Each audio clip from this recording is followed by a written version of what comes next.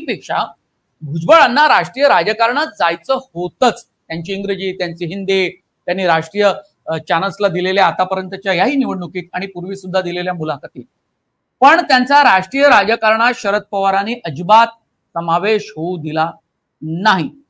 ही पवारांची चूक आहे म्हणा किंवा काय असेल याचं विश्लेषण तू करू शकतोस, पण आजच्या घडीला ते शरद पवारांच्या सोबत जाणार नाही. कारण शरद पवार यांच्यावर राष्ट्रवादी फुटल्यानंतर जे काही गंभीर आरोप केले, त्यात तेलगी कांडापासून तर बाकी सगळ्याच गोष्टी, त्यांच्या तुरुंगात जाण्यापासून, आणि त्यात पवारांनी काहीच मदत केली नाही असा त्यांनी गंभीर आरोप केला होता. या सगळ्या गोष्टी पाहता केवळ आणि केवळ उद्धव ठाकरे यांचाच पक्ष त्यांच्यासाठी शिल्लक आहे का?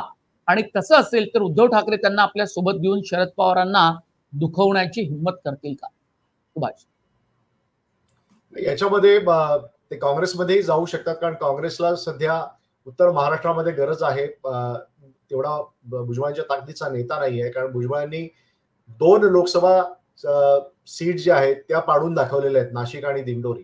भुजबळांनी अजिबात काम केलं नाही. भुजबळांच्या कार्यकर्त्यांनी अजिबात 2024च्या लोकसभा निवडणुकीमध्ये या दोन्ही मतदारसंघामध्ये भाजपचं काम केलेलं नाहीये, आणि त्याच्यामुळं भाजप आणि जो शिवसेना शिंदे गट आहे यांचं काम केलं नाही.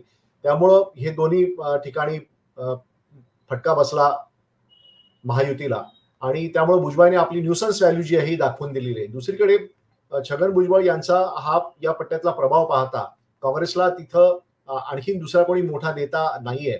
बाळासाहेब थोरात जर वगळले संगमनेर मधले, तर उत्तर महाराष्ट्रामध्ये तसा कोणी मोठा लीडर आज काँग्रेसला नाहीये.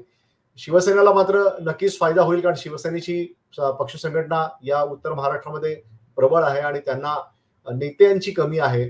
कार्यकर्ते खूप आहेत पण नेत्यांची कमी. अशा वेळेला तिथं त्यांना भुजबळांचं स्वागतच होईल.